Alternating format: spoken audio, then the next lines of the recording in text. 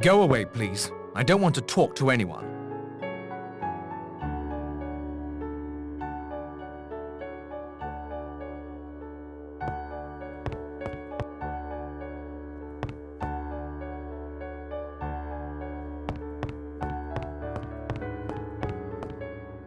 Can't be much fun playing alone. The doctor seems uninterested in snooker at the moment. Besides, I find the game relaxes me. I can think more clearly.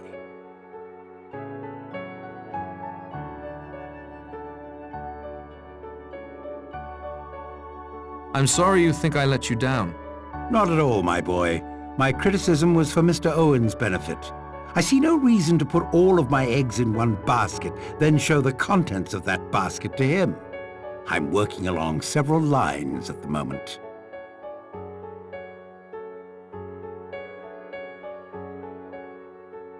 I'll give you a game. I'd rather continue on my own if you don't mind. Besides, you have more important things to do, I'm sure, than knock a few balls into holes.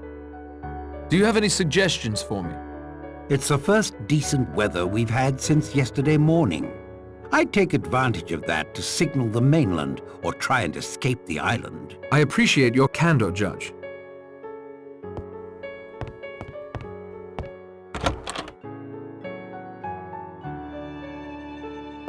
Ah, the movies.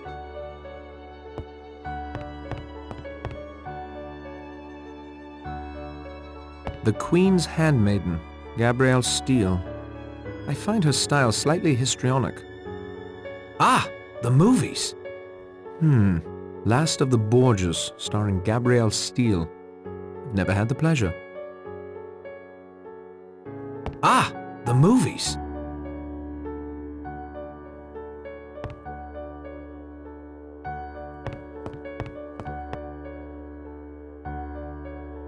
It's locked fast.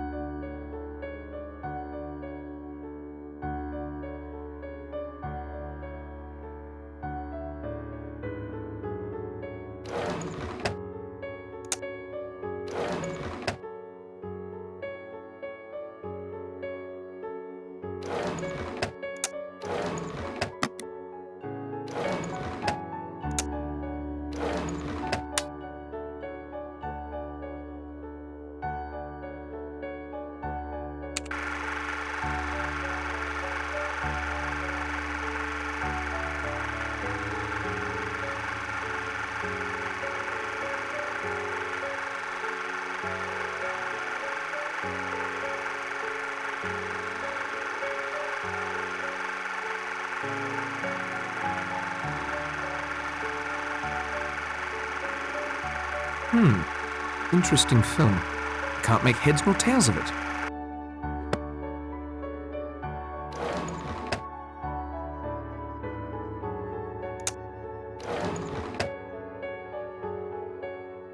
Perhaps another time.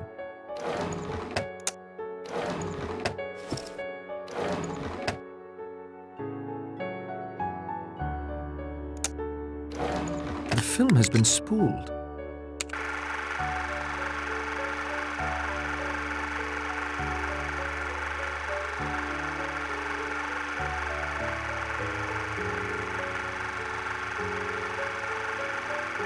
Looked like a home movie of some sort.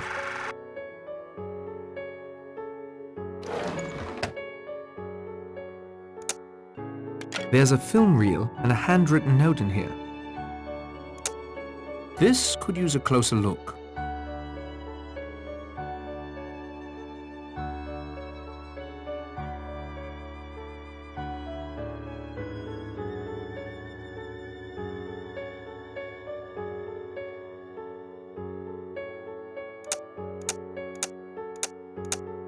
There's a card and a film reel in here. Let me examine this further.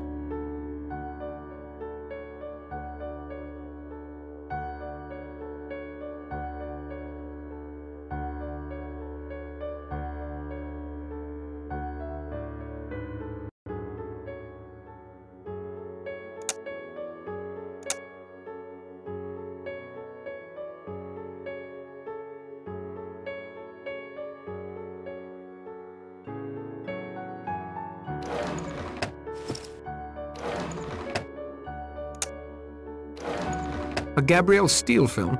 No thanks, I'd rather not watch that tripe.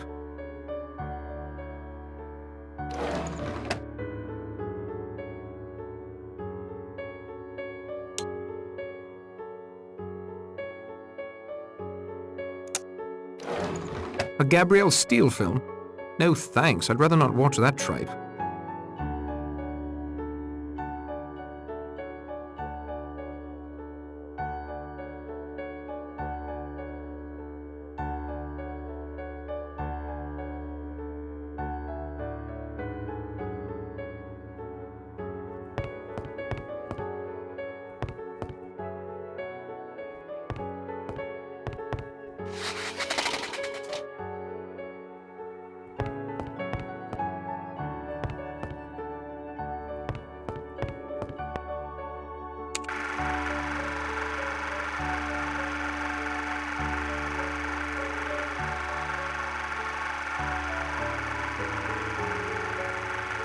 I wonder what that was all about.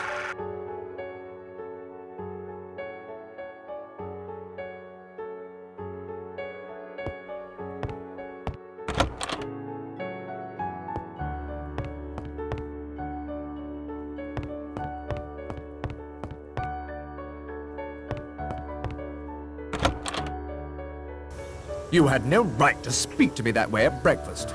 Didn't I? It's still morning and you're drunk already. Thanks to you. Doctor, as you yourself must know, blaming others for one's own faults is a favorite trick of the alcoholic. You cloak yourself in religion, but you're the most unchristian woman I've ever met. You're a devil! A devil, do you hear me? I'm certain everyone can hear you, Doctor. Eavesdropping is impolite, Mr. Narracott, but under the circumstances, I'm glad you overheard.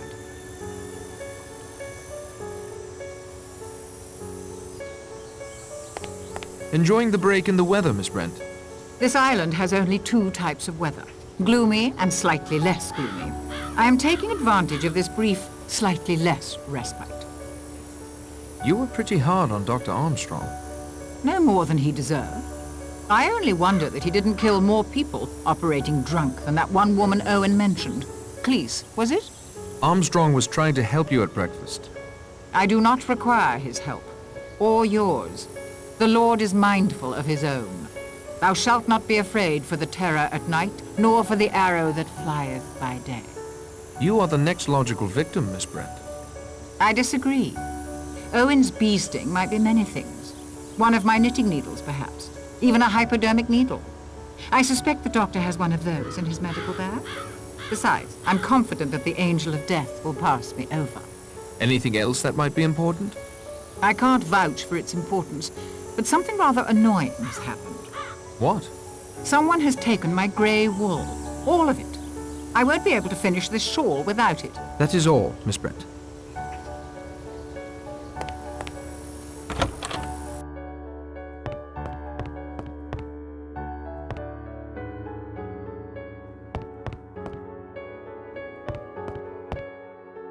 Go away, please. I don't want to talk to anyone.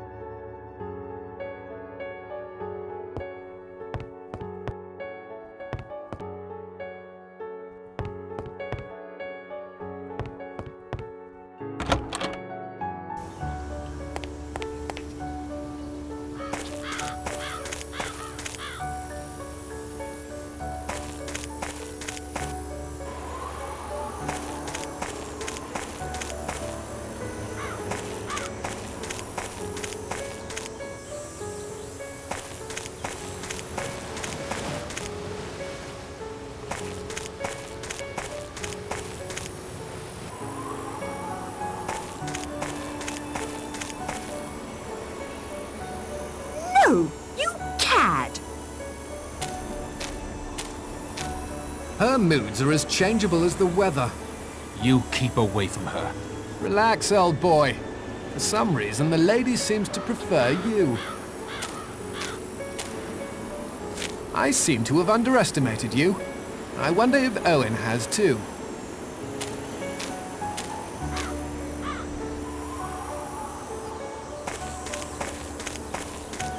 Are you okay, Vera? Yes, I'm fine. I just don't know who to trust.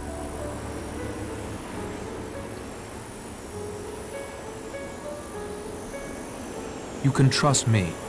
So you say. The time for talk has passed.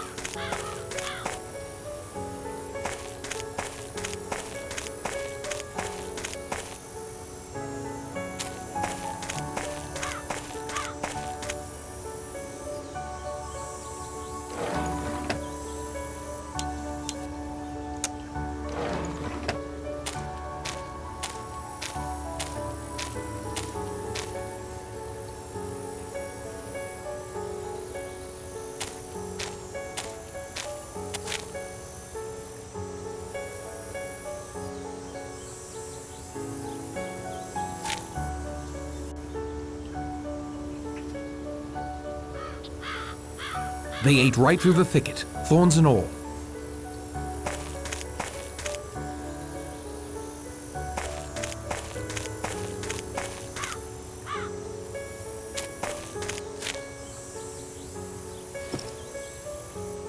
I think I can see a blinking red light off in the distance, but I can't be sure.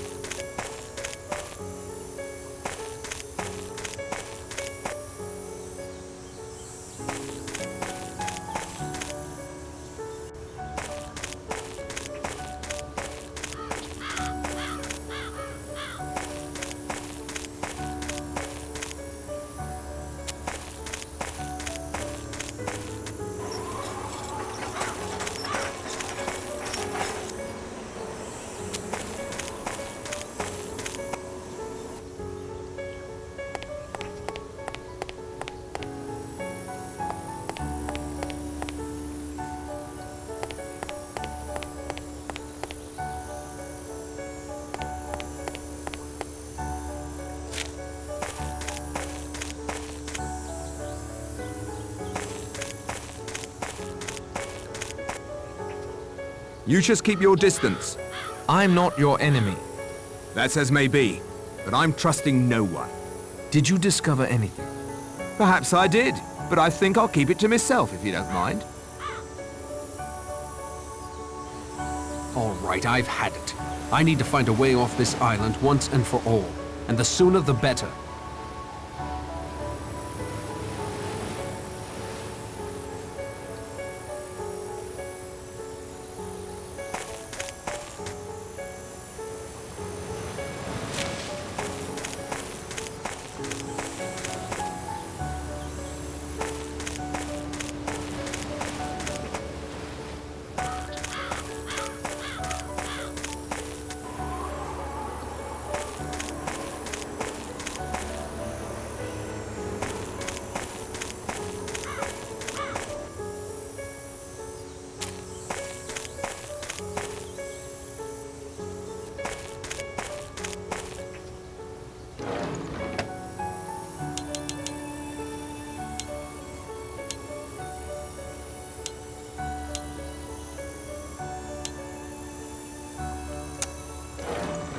fishing line?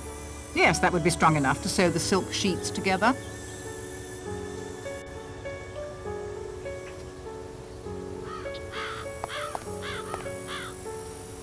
How is the parachute coming along? When it's done, I will let you know, Mr. Narracott. Thank you, Miss Brent.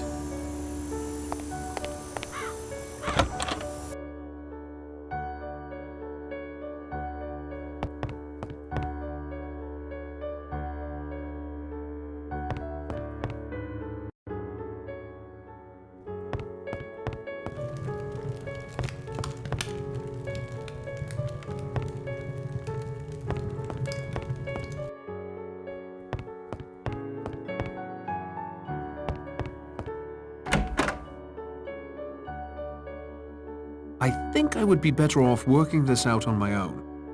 If I'm going to escape, it will have to be by my own doing.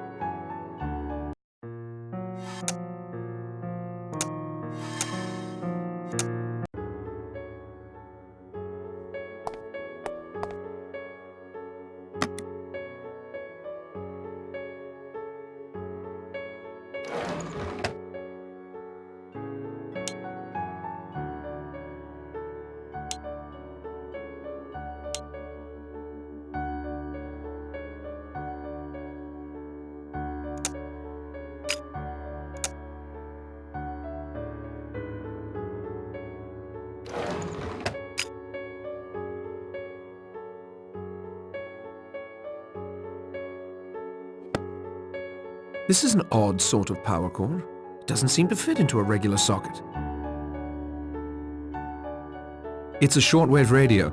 It could be useful if I could get it working. It seems to be missing quite a few parts.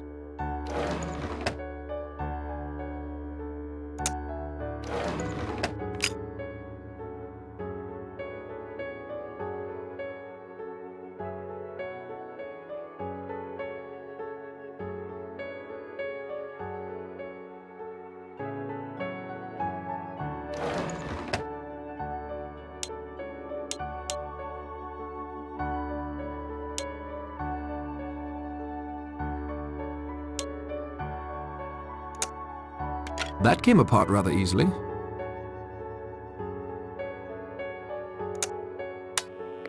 A lot of good some bickering fishermen are going to do us.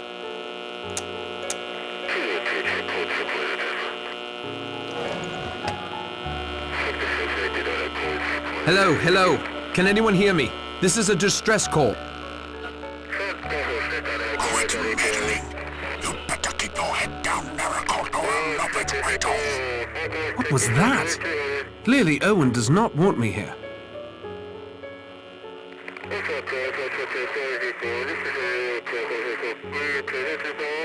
That isn't such a good idea.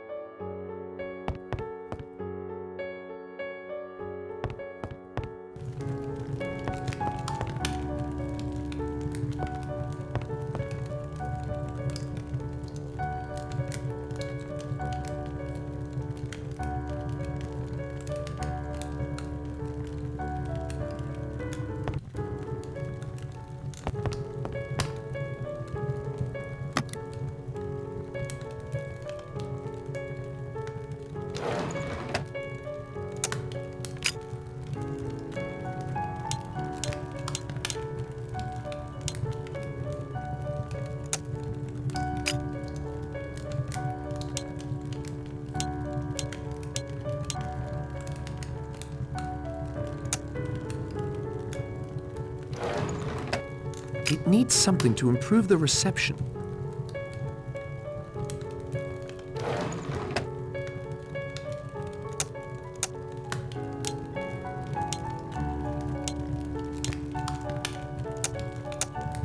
That works.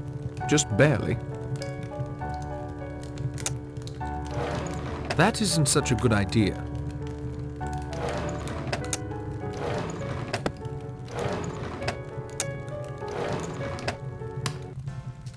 There. Perhaps some light music will help soothe Vera's nerves.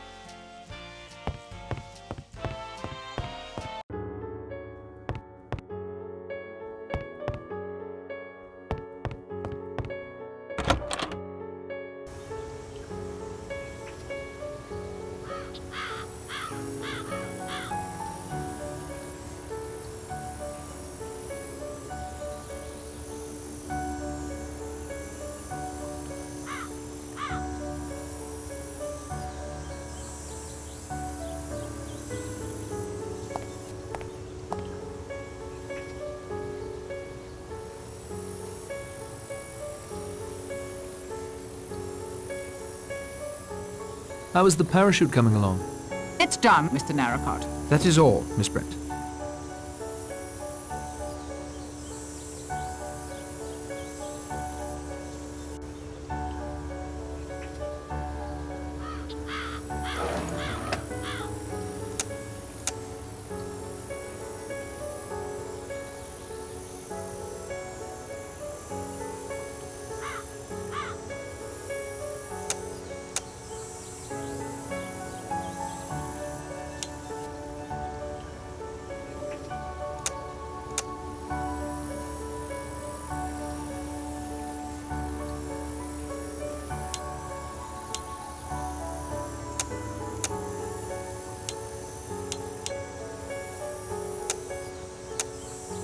Seems so obvious in retrospect.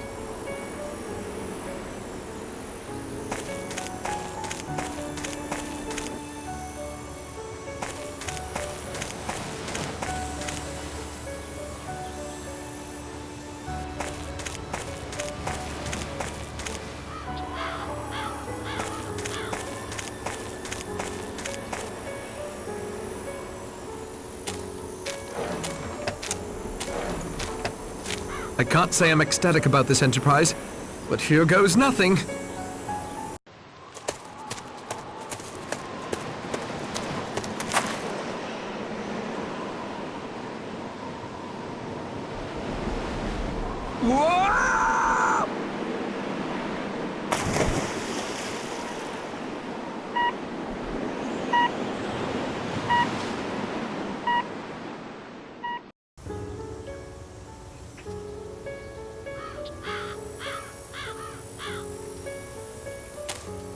I didn't even come close to the mainland.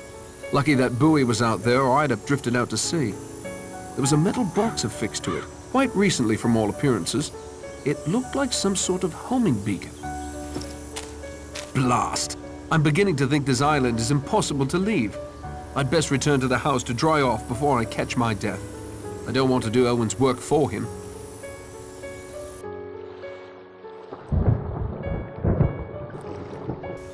Quickly, someone! Miss Brent was screaming. It sounded like it came from the apiary. I'd better get moving.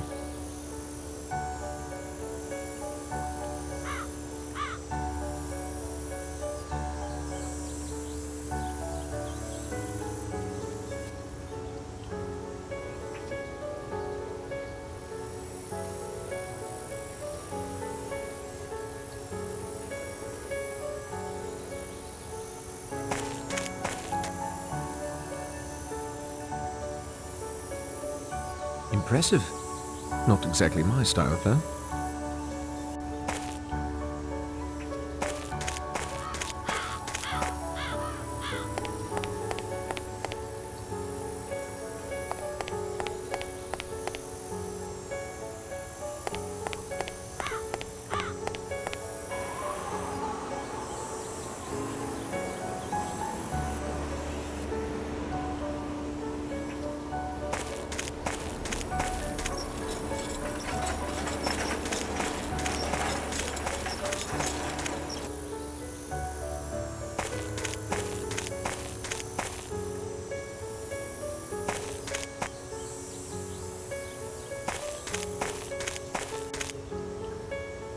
Horrible.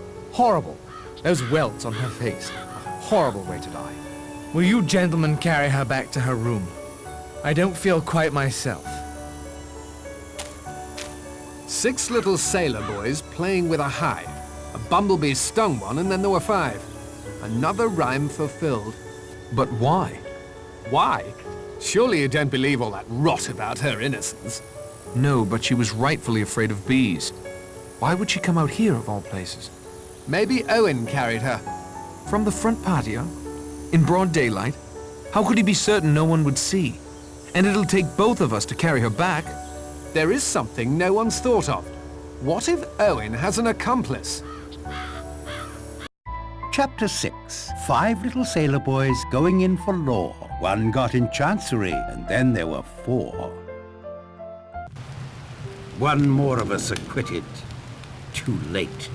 So she wasn't passed over after all. I could have told her that wasn't likely to happen. It's almost more than I can bear to stay in the house. 5 gone now. 5 lying in their rooms under those sheets. Cold. Forever cold now. Steady on, Vera. We can't lose our grip now. Bleak House by Charles Dickens is a scathing indictment of the Chancery Court. Until it was merged with the common law courts in 1873, at its worst, cases of estates and inheritances could carry on for the entire lifetimes of those involved. To get caught in Chancery Court literally might have meant one could die there. I can't help but feel that Mr. Owen has that particular fate reserved for me. My time would appear to have come. Miss Brent refused protection. At least what mortal hands could provide. Will you, Judge? Not at all. I welcome it. My days on this earth may be few at this point. All the more reason I relish every one. But it was the participants in the cases whom the Chancery Court often crushed, not the judges. An interesting point, Miss Claythorne. I'll certainly have to think that over. There is another point I'd like to make. There usually is. One of us is a murderer. Everything must be done to safeguard the 4 of us who are innocent. Mr. Lombard, you have a gun. I'll be damned if I'll give up my revolver. Happily, there are enough of us still alive to force the issue if necessary. Oh, very well then, since you've got it all taped out. It's in the drawer of the table by my bed. I'll get it. I'll just keep you company if you don't mind.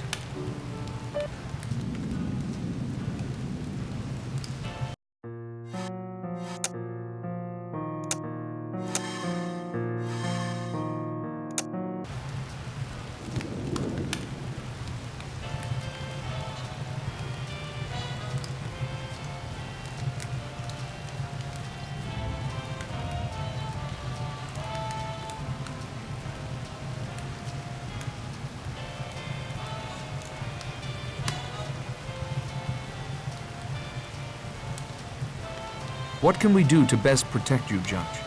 We must protect each other. Miss Claythorne is right.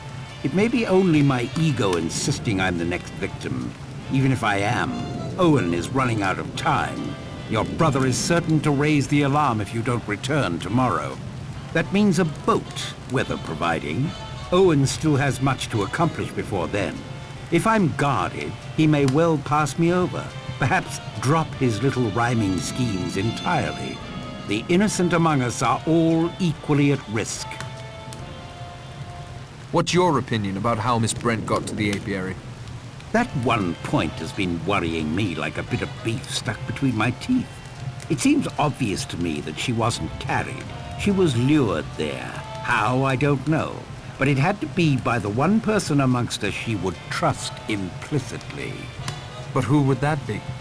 I'm afraid my deliberations have come to focus on you, Miss Claythorne. If you gentlemen will excuse me.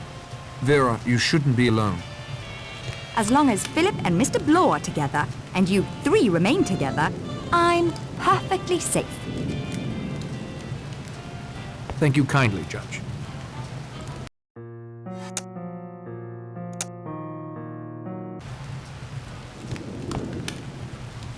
How are you holding up, Vera? I'll be fine as soon as Philip returns. Any idea why Miss Brent might have gone to the apiary? Even with her belief in divine intervention on her behalf, I don't see her going there of her own free will. A pleasure as always, Miss Claythorne.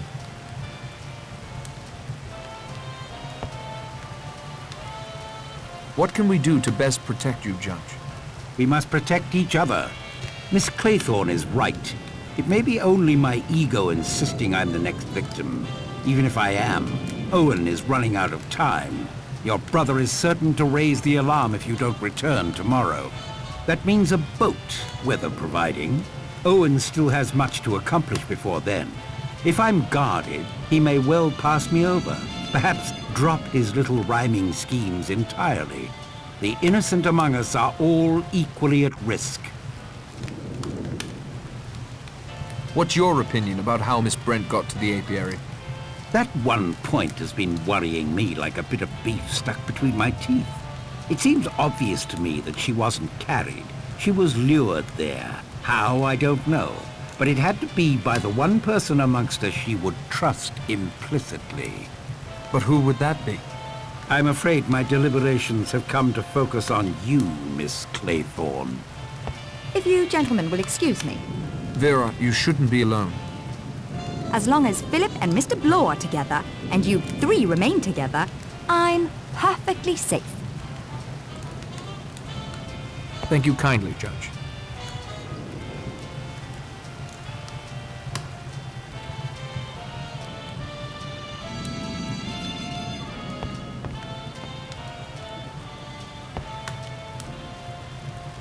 How are you holding up, Doctor?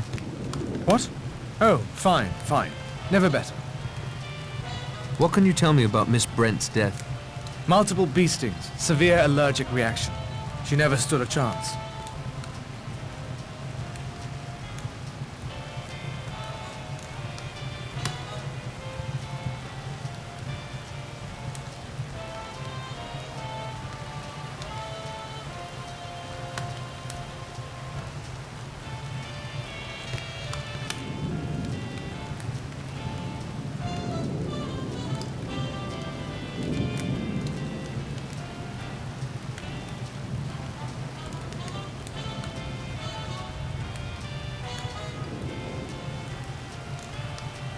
Any idea how she got out to the apiary? Walked, I expect. Oh, I see what you mean. Not the place I'd choose for a stroll if I was allergic. Must have been lured somehow. Or coerced. If you'll excuse me, Doctor.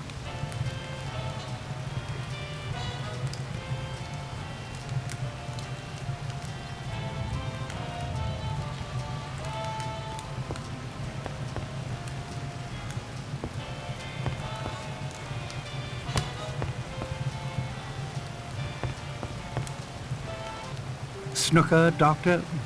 I'm not sure I could give you much of a game. Hands are a little shaky.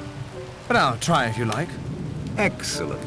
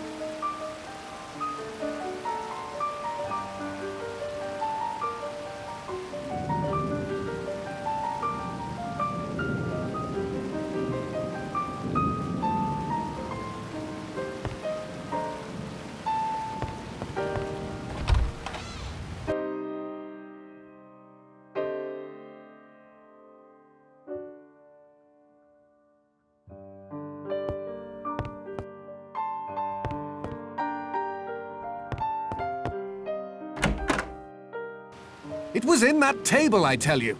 I'm going to search you whether you like it or not. You fool! Can't you see the lock's been forced? Narracott, will you help me search him? I won't resist.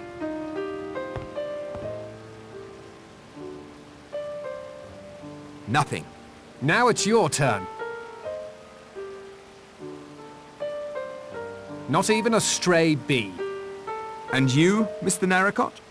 Go right ahead.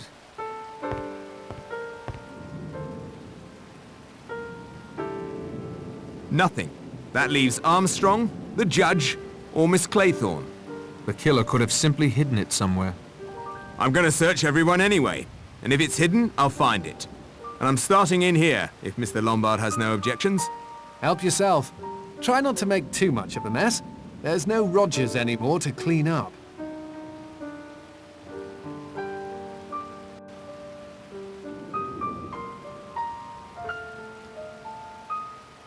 I'm not surprised your investigation has stalled.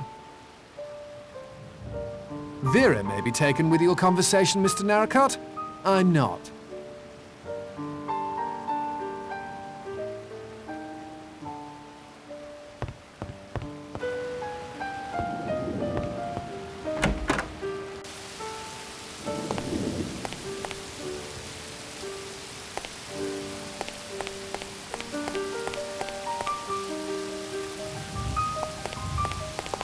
May I have this short time to myself?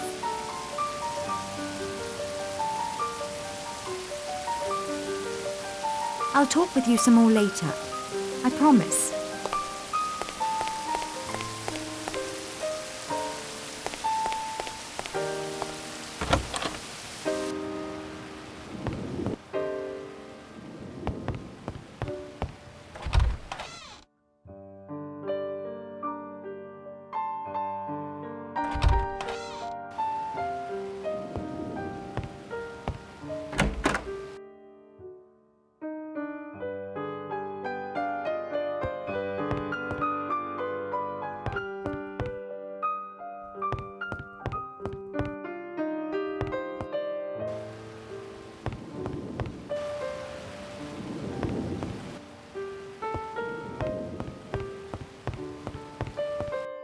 Well, Doctor? A dangerous game. If it fails... Ah, Mr. Narracott. Any luck finding the revolver? None. Mr. Blore has searched us, and I heard Miss Claythorne yelling at him to watch his hands earlier, so I suspect she's been searched as well. The murderer has had plenty of time to devise a hiding place. I don't fancy it will be easily found. If you'll excuse us, we'll continue our game.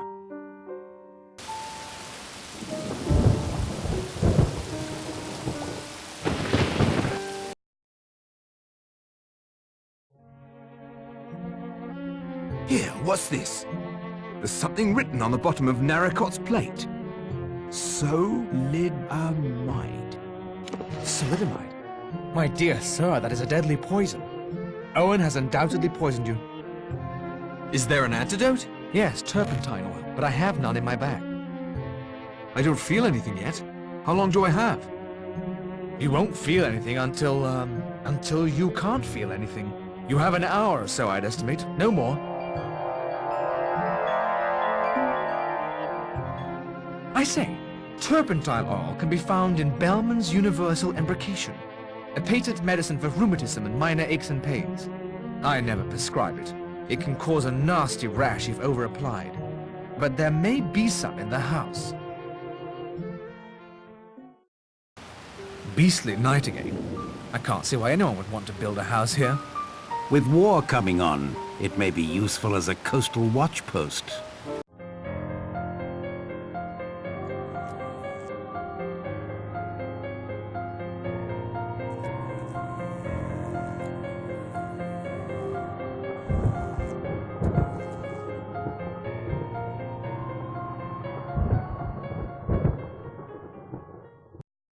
The generator again. No one's going out in that squall to repair it this time. Obviously, the waiting is over. Mr. Owen has made his next move. We mustn't let our guards down. Only one of us can be alone. The rest must always stay together until that person returns. May I claim that privilege, Judge? I'd like to go get my wrap. Of course, my dear, but don't be long. I shan't.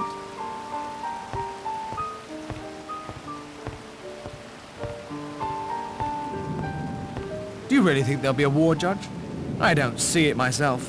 One world war should have shown any sensible person the folly of such a course. My dear doctor, if there's one thing I believe Mr. Hitler is not, it is a sensible person.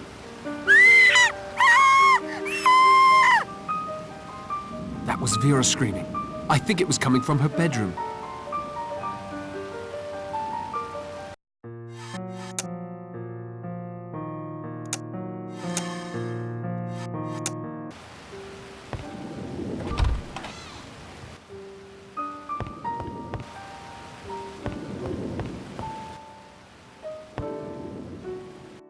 There's a wind coming from Vera's room. Ow!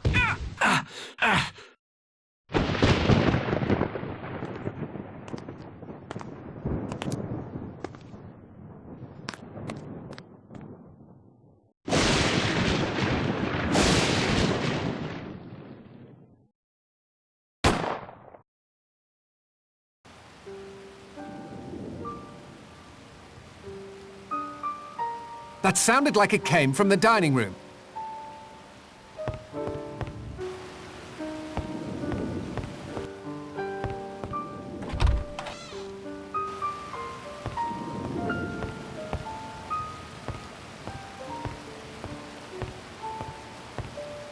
He's been shot.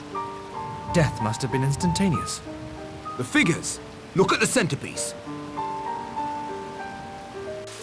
They say trouble comes in threes. It would appear that they're correct. First poison, then the generator, and the poor judge.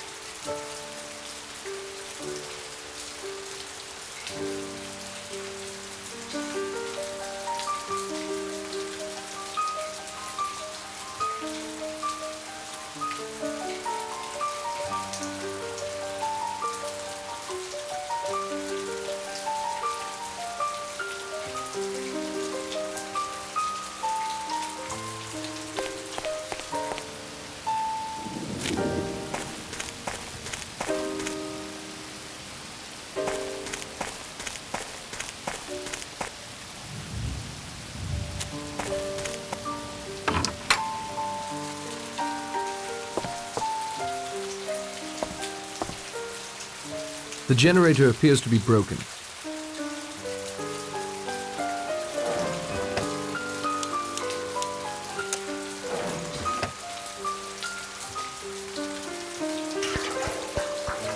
The petrol tank is now full.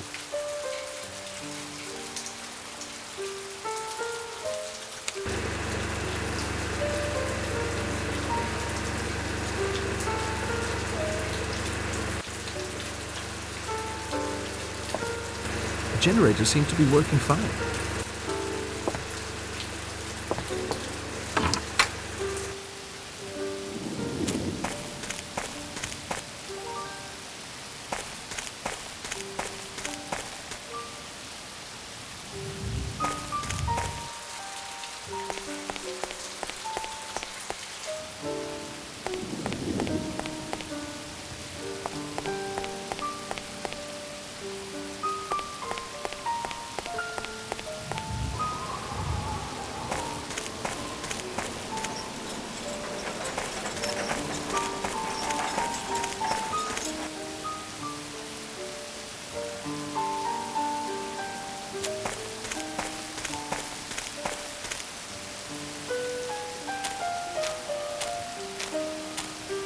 Hello, what's this?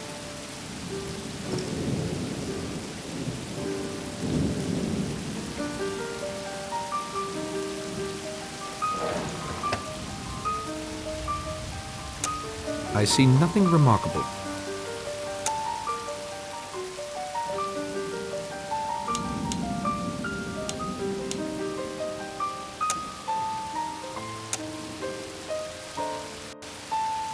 The flower stuck to bits of it.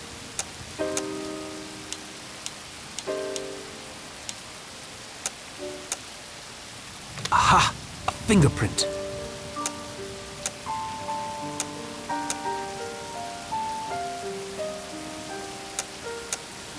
This appears to match Emily's fingerprint.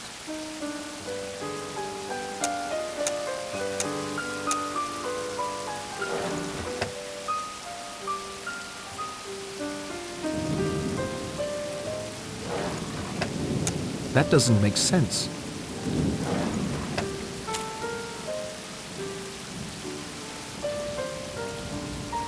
That did the trick. I feel much better now. Chapter 7. 4 little sailor boys going out to sea. A red herring swallowed one, and then there were 3. 4 bodies upstairs, 2 down. Can't be very hygienic. Still with us, Narracott? Thalidomide isn't much of a poison if you ask me. Although your face is all flushed. I found the antidote. Thank heavens! The weather is moderating. Might be a chance for a bonfire on Ship's Rock.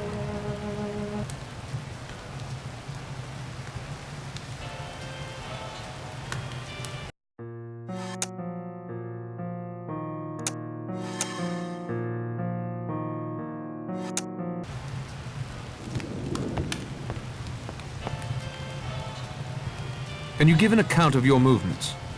I followed you and Lombard almost to the top of the stairs.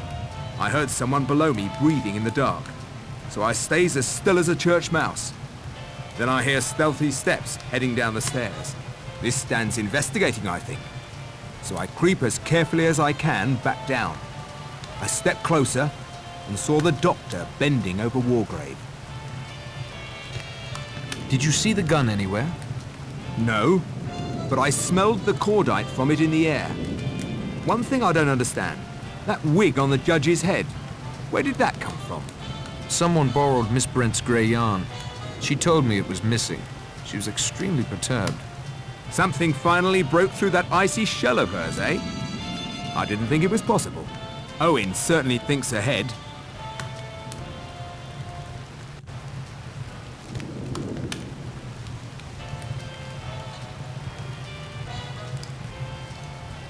Who arrived in the dining room after you?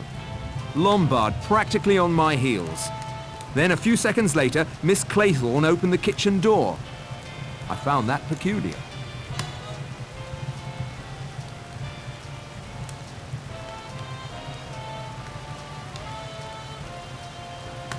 You said you knew something about the history of this island. It was bought by that sailing chap, Elmer Robson. But his wife got seasick, poor dear. Loved the bird watching, but not the boating. An American film star named Gabrielle Steele bought it from them after some scandal or other back in the States. She stuck it out for a couple of years, but must have missed the glamour and excitement of Hollywood because she packed it in. Next, the Admiralty was rumored to have taken it over for some super secret stuff I could never get a line on. Thing that puzzled me was that I found no record of anybody named Owen buying the place. I was going to get onto his solicitor, Archibald Morris, before coming, but he died last week. Died? What was the cause? Still under investigation, but it sounded like poison to me. Good evening, Mr. Bloor.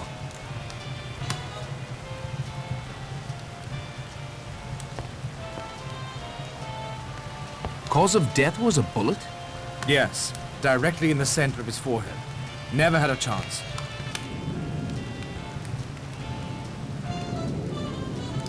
Can you give an account of your movements? When we heard Miss Claythorne scream, I naturally went with the rest to investigate. I thought the judge was right behind me. I stood there for a moment, wondering whether I should go up or down. While I was there, I heard the shot. I made my way back to the dining room. He was quite dead. Did you see the gun? No. Who arrived in the dining room after you? Mr. Bloor, I believe. Yes, then Lombard, and finally Miss Claythorne. From the kitchen. I didn't understand that. Good evening, Doctor.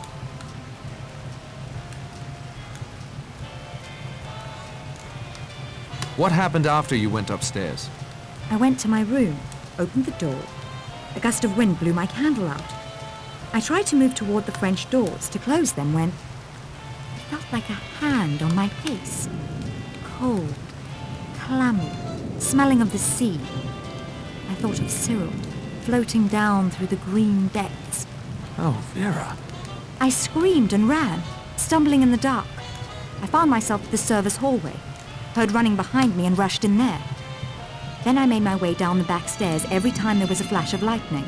There was a shot while I was on the stairs. I went through the kitchen to the dining room. I was the last to arrive. The clammy hand was seaweed hanging from a line. I had a look inside after we, made the judge comfortable. Just a length of seaweed. Well, whoever strung it up, combined with the generator failing, made a neat diversion designed to separate us. Did you see the gun anywhere? No, I'm sorry. The time for talk has passed. Can you give an account of your movements? Just for the record, Wargrave was the one so keen on you playing detective, not me. It didn't turn out so well for him, did it? You won't answer my questions. I didn't say that. Just thought it worth pointing out. My movements? I ran up the stairs behind you and, well, I ducked into the bathroom at the top. The one Armstrong and the judge shared. Curious behavior. It occurred to me that Vera's scream was meant to be a diversion. I wanted to see what everyone would do. In the lightning flashes, I saw Blore head back down the stairs. Narracott was along the hall there. So I went downstairs to the dining room, arriving behind Blore. Did you see the gun anywhere? I saw it in a flash of lightning and scooped it up. I didn't know what had happened then. I realize now you have only my word that I picked it up after the murder. I think you'd better hand that over. I think you'd better not try to take it away from me again. Who arrived in the dining room after you? Vera appeared in the kitchen doorway a few moments later. Are you sure you recognized Owen's voice? All right, Narracott, I'll tell you. I was hired by Archibald Morris, the non-existent Mr. Owen's attorney. He first made contact with me over the telephone. Was Morris's voice on that recording, I'd swear to it. That'll be all, Mr. Lombard. 5 left, and we don't know which. I know. I haven't the least doubt. I suppose I do know, really. I think I've got a pretty good idea now. I haven't a clue. I don't know about the rest of you lot, but I'm going to go to my room and lock myself in until daylight. Sound plan. I agree. But Patrick doesn't have a room. Plenty of them about, if he doesn't mind sharing. 5 bullets are plenty. Oh, Hugo. I'm so sorry.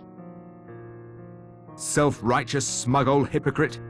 Letting Narracott play his detective games with a real professional on the case. He got no more than he deserved.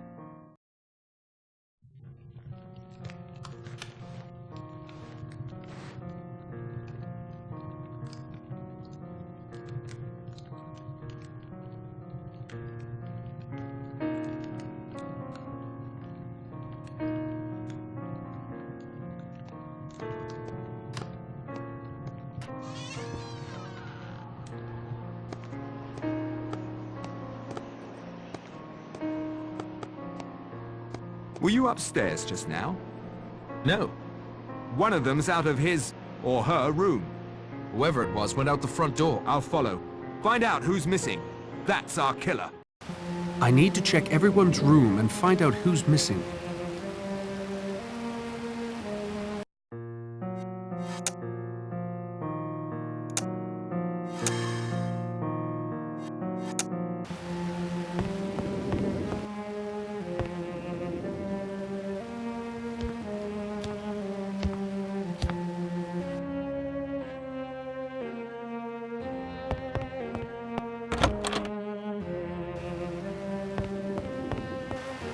Wargrave's body is missing.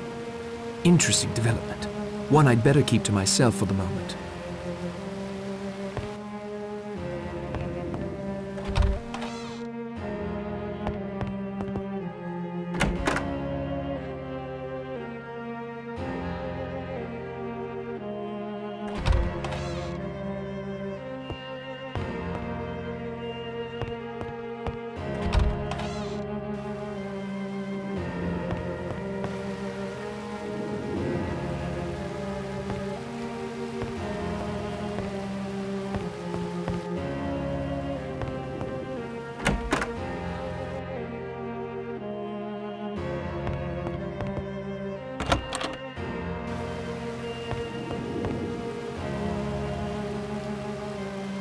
A radiator. You can't have enough of them, really.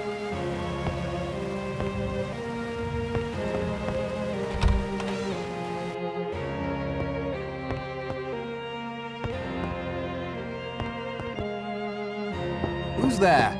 It's Narracott. Someone has left the house. Blor's following whoever it is. Well, it isn't me. Who is it? What's the matter? It's Patrick.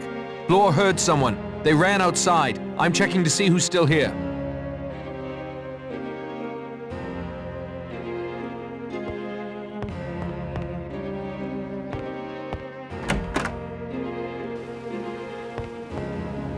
There's nothing I can do for the victim now.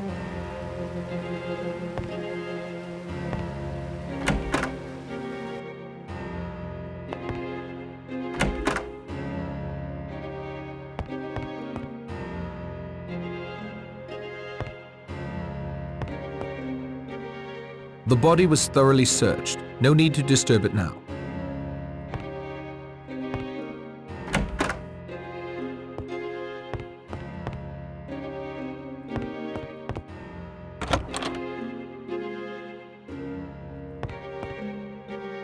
Better to let the dead rest in peace.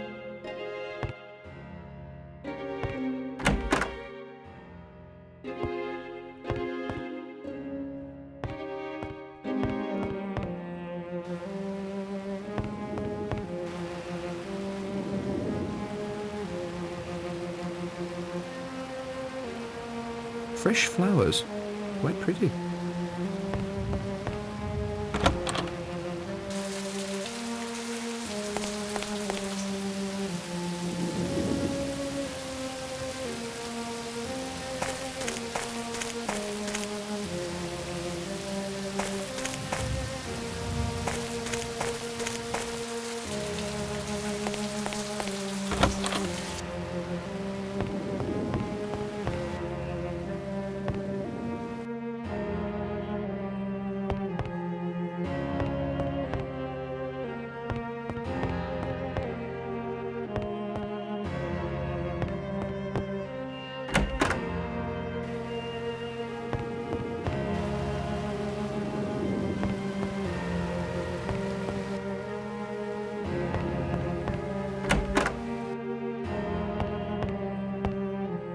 Stay back! Philip gave me his gun. It's me, Patrick. Where did he go? He wanted me to tell you. Since the wind dropped, he was going to try and light the bonfire. That's a good idea, but he shouldn't try it alone. Then go help him. I'll be safe locked in here with his gun.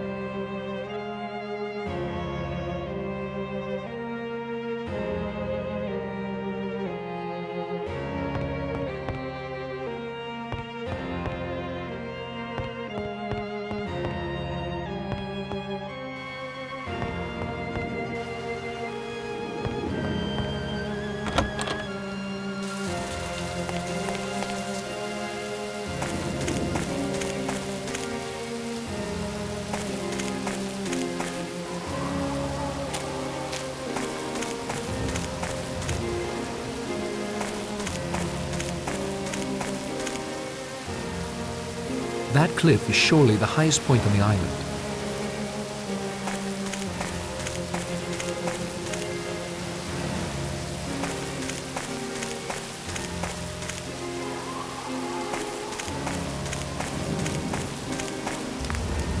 That's quite a signal fire. Someone should be able to see it.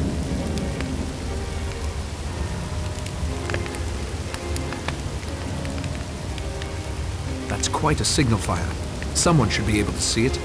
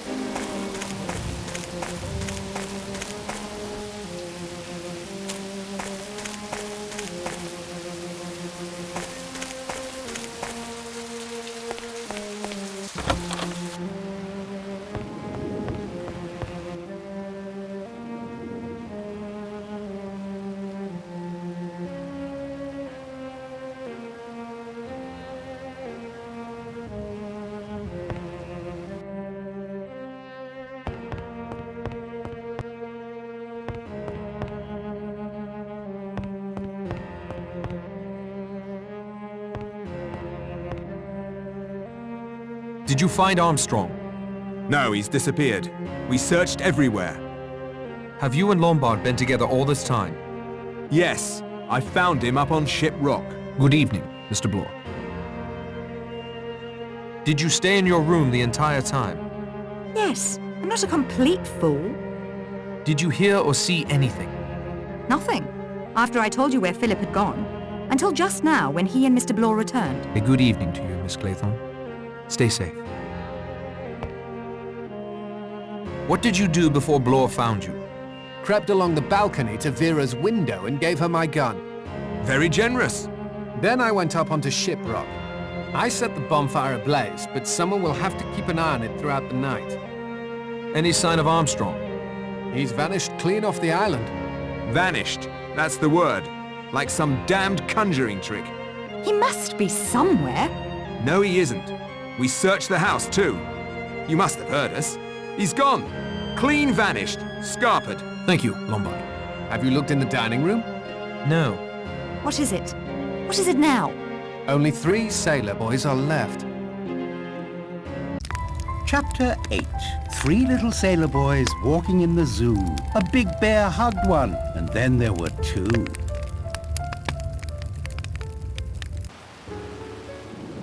Three little sailor boys walking in the zoo.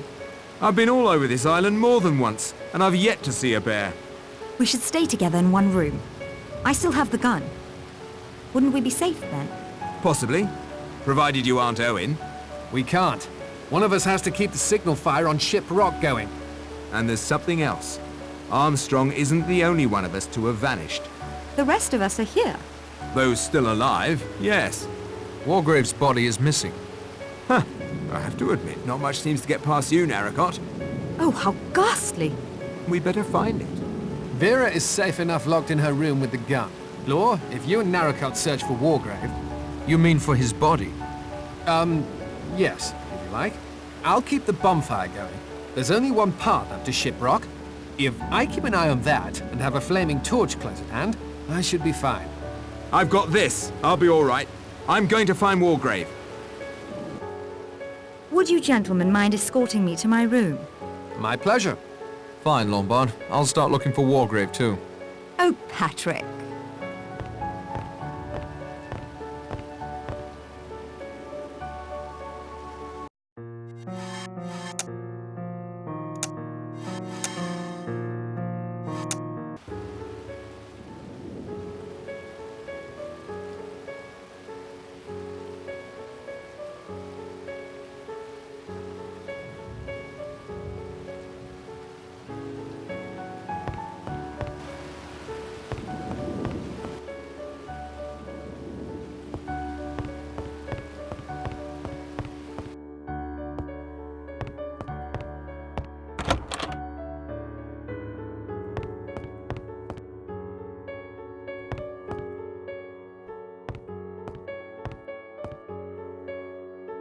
Dead as Hamlet's dad, but not shot, and the body is still warm.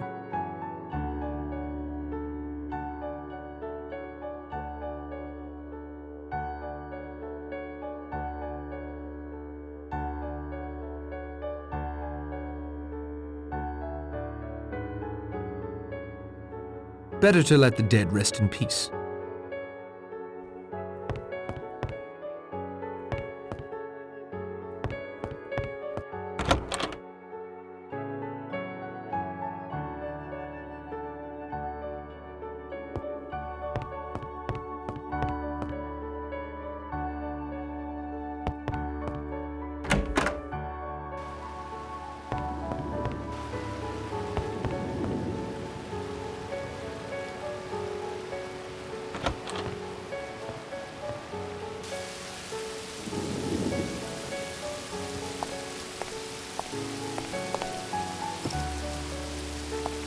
Bloor.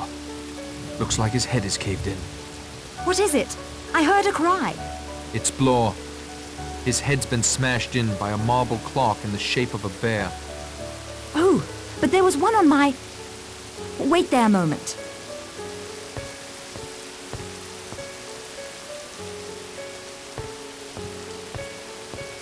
It was on my mantle. When Philip escorted me to my room, it must have been already gone. One of you. Philip. Or you. Wait! The body was thoroughly searched. No need to disturb it now.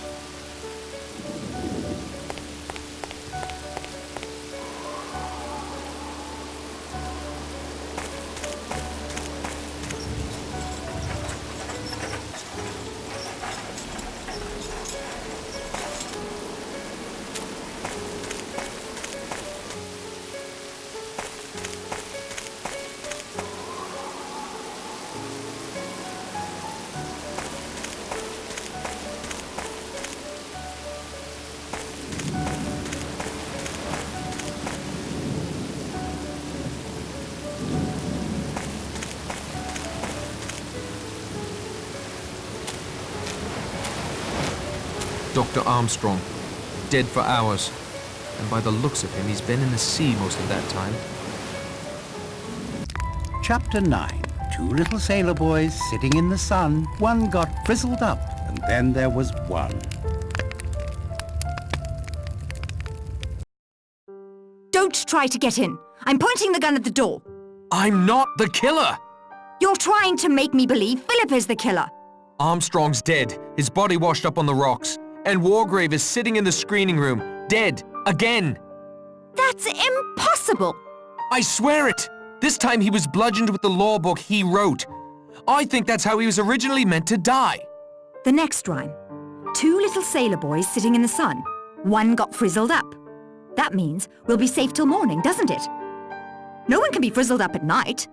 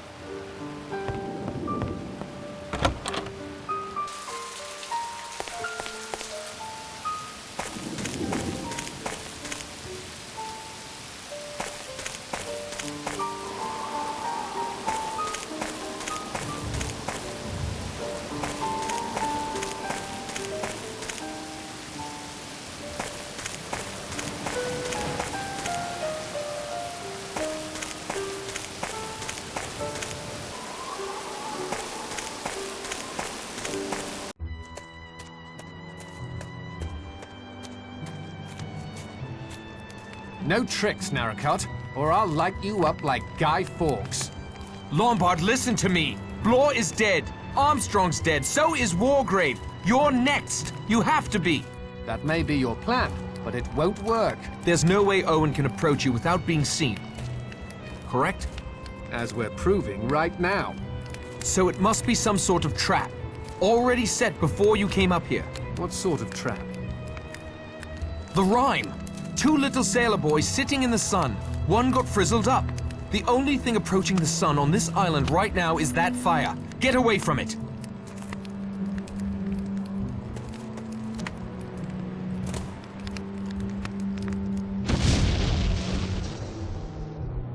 I like a good explosion as much as the next fella, but not when I'm the target.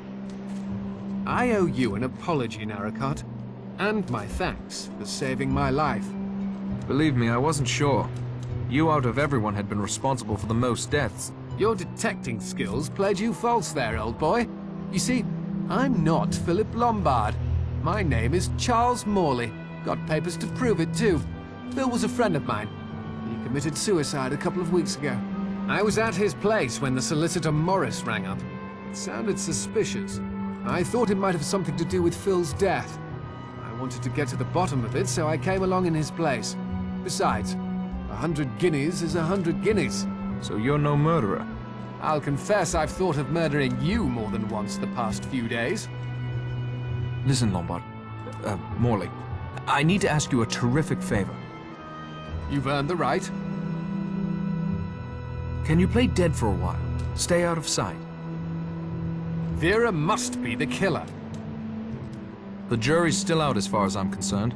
But if Owen thinks you're out of the way, he may try for me. Or Vera, if she's innocent. Which is why I have to get back to the house. Say, old man, if you want to get into the house without making a racket, the window to my bathroom is open. I used it to get out on the balcony and, make sure Vera was safe. Uh-huh. Okay, thanks for the tip. Will you lie low? Come running if there's trouble. It'll be a pleasure to return the favor, old man. Chapter 10. One little sailor boy left all alone. He went and hanged himself, and then there were none. I hear a voice. No, voices. They're coming from upstairs.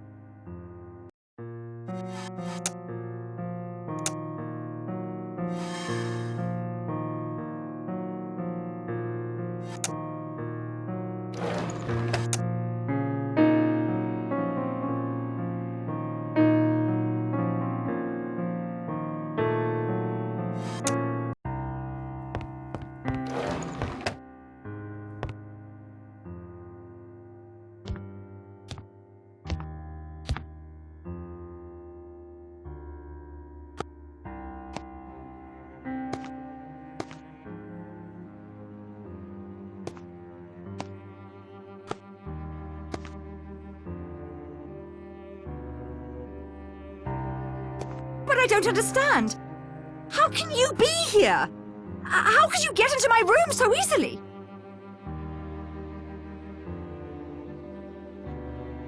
I've always had a duplicate set of keys, Miss Claythorne, as a former and actually the current owner of this house. You own this house? I have for several years. I saw to it that Emily Brent died 2 weeks ago. I took her place for the weekend. My finest performance, I think. Worthy of the Oscar the Academy always refused me. But the bee stings! Hurt like hell and did nothing for my complexion, but Emily Brent was allergic, not me. It's my apiary after all. Who are you? My name is Gabrielle Steele. You've seen my posters in the screening room. The actress.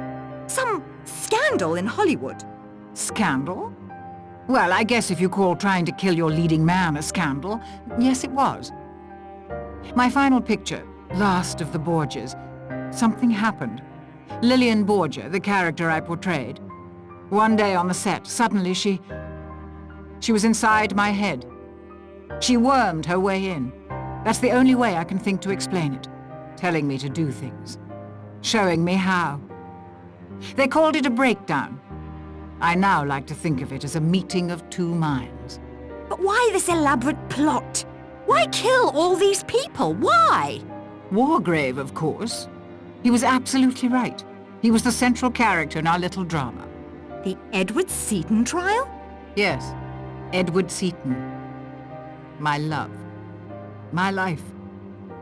We met some years ago when I first came to London to star in a play in the West End. Then, after the incident in Hollywood, I came back to England to rest. They wanted me to rest. Edward and I fell in love. I cannot describe to you the depth of our love. You wouldn't understand. I've seen how you flirted with Lombard and Narracott, playing them off against one another. Did I? I was frightened and confused. I suppose that's as good an explanation as any. I was never confused. Edward was an innocent man railroaded by that venomous old judge simply to prove a point. That it was his courtroom, his law.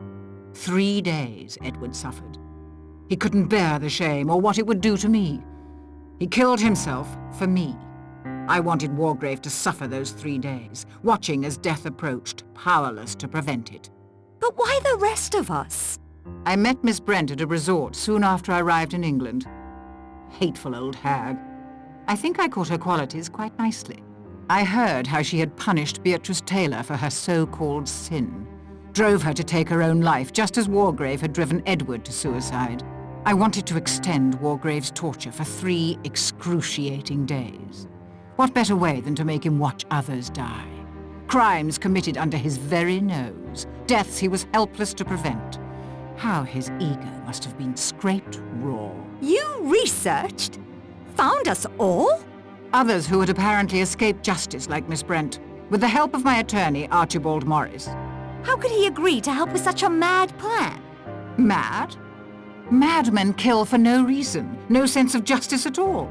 I only killed those who deserved to die. And Morris was a perfect little lawyer, asking no questions as long as the money was good. He'd been responsible for a few miscarriages of justice on his own, so killing him was not a serious moral dilemma. Then the stage was set. We arrived on my island, and the play began. The trickiest part was goading Armstrong into getting so drunk he wouldn't notice the imperceptible pulse that remained after I took the curare. A few bee stings, and then a liberal application of Bellman's universal embrocation to complete the effect. It causes a nasty rash. He saw what he expected to see, a severe allergic reaction that can only result in death. You killed the judge twice. Hardly. The first time was some fool scheme he cooked up on his own with Armstrong, so he could pretend to be dead and catch Mr. Owen. I admit stealing Miss Brent's grey yarn and fashioning a wig from it was a nice touch. I was so angry. I couldn't think who had done it or why. I thought braining him with his own law book would be enough to fit the Chancery rhyme. If you shoot me, you'll be arrested. Patrick will catch you. I'll deal with Mr. Narracott presently. Then I'll take poison. This ring I wear is a prop from the Borgia movie. Came in very handy this weekend. First for Marston, then Ethel, then my own curare. And now, here we are. Once I'm dead, you can hang yourself and complete the rhyme. And if I refuse to hang myself? My dear, what do you think will happen to you if you're the only person found alive on an island with 10 dead bodies? If you don't hang yourself, the law most certainly will. Patrick!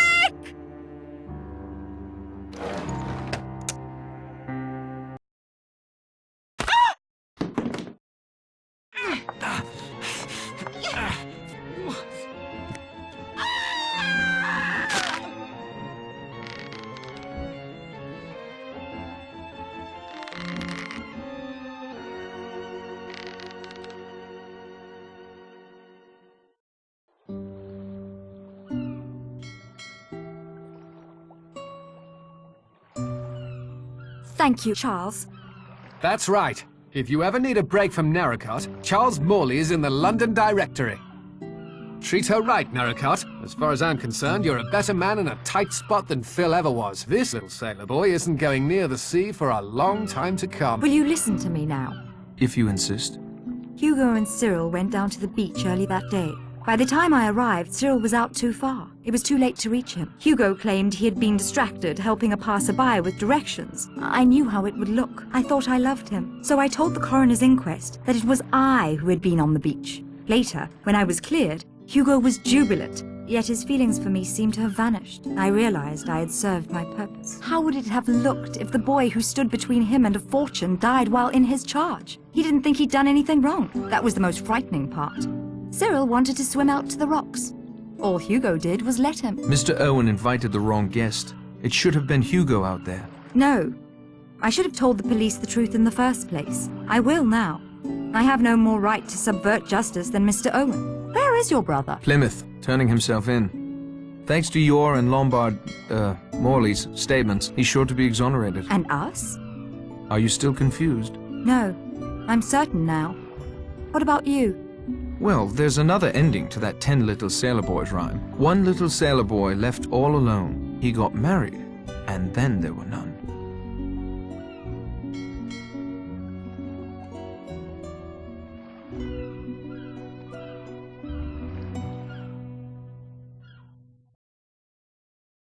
Silence, please. I have prepared a special reward for you.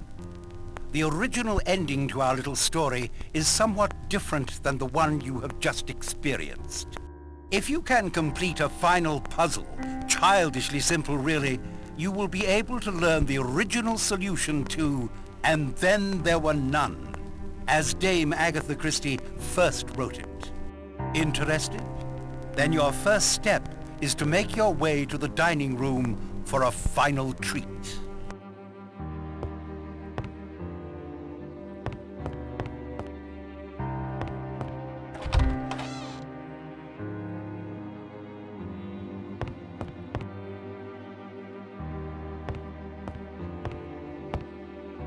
The last little sailor boy.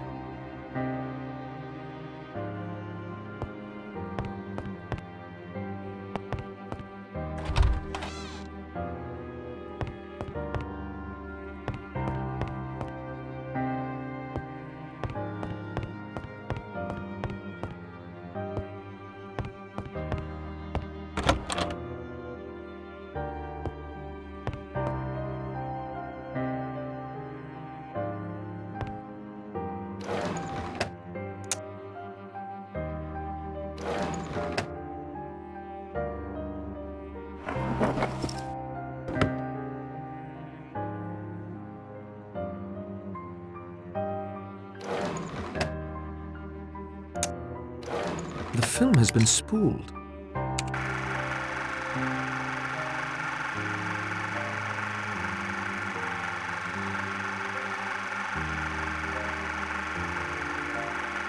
I wonder what that was all about.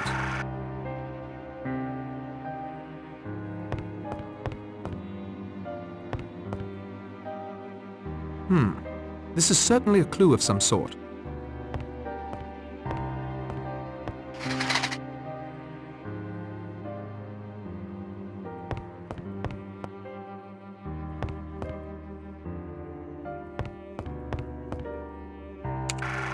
From my earliest youth, I realized that my nature was a mass of contradictions. I have an incurably romantic imagination, and it was for this reason that I adopted a rather childish and unreliable approach, writing my confession, enclosing it in a bottle, and casting it into the waves. There is 100 to 1 chance that this confession may be found, and then a hitherto unsolved murder mystery will be explained. Another trait born of my contradictory nature is my sadistic delight in causing death. From an early age, I knew very strongly the lust to kill. And yet, I was also indoctrinated with a strong sense of justice. I have always felt that the innocent should be spared and the guilty punished. With this mental makeup, it was inevitable that I would adopt the law as my profession. After ascending to the bench, I found that most of my baser desires were quenched in a legal and just way. And yet of late, I have felt a nagging urge, one that will not free me from its insistent grip. That is the urge to commit a murder myself. I fancied myself an artist in crime, and my imagination waxed secretly to this colossal force. However, I was restrained by my innate sense of justice. The innocent must not suffer. And then, quite suddenly, the solution came to me. I would punish those that the law could not touch. In my years on the bench, there were many cases that frustrated my will, cases wherein I knew the accused to be guilty, and yet the evidence was such that he could never be convicted. Cases of deliberate murder that were quite untouchable within the confines of the law. So I determined to commit not just one murder, but murder on a grand scale. A childish rhyme of my infancy came back to me. The rhyme of the 10 little sailor boys. Something about it fascinated me. The inexorable diminishment, the sense of inevitability. And so I began, secretly, to collect victims. I will not go into detail about how this was accomplished. Suffice to say, I was convinced of the guilt of every one of my victims, and I knew enough about them via my connections to be able to lure each one to Shipwreck Island with an appropriate bait. And now to the mechanics of the actual crime. In what I took as a sign, none of my plans misfired, and all of my guests arrived at Shipwreck Island on the 8th of August. The party included myself. The order of the deaths were dictated by what I viewed as my victims' varying degrees of guilt. Those whose guilt was lightest should go first, and not suffer the increasing mental strain and fear reserved for the more cold-blooded offenders. The first death had already occurred. Archibald Morris, a shady little dope peddler, had set up the details for me, renting the island, sending the letters, and recording the gramophone record before I ended his life with a dose of potassium cyanide. Anthony Marsden and Mrs. Rogers died next, one instantaneously, the other in a peaceful sleep. Marsden's crime was one of circumstance and his amoral nature. Mrs. Rogers, I had no doubt, acted largely under the influence of her husband. Their murders were the easiest. Poison easily slipped into a glass for each of them, as at this point no one had any reason to be suspicious. General Mackenzie met his death quite painlessly and never heard me approach. I am convinced that he was dead long before he ever came to Shipwreck Island. At this point, I found it necessary to recruit an ally.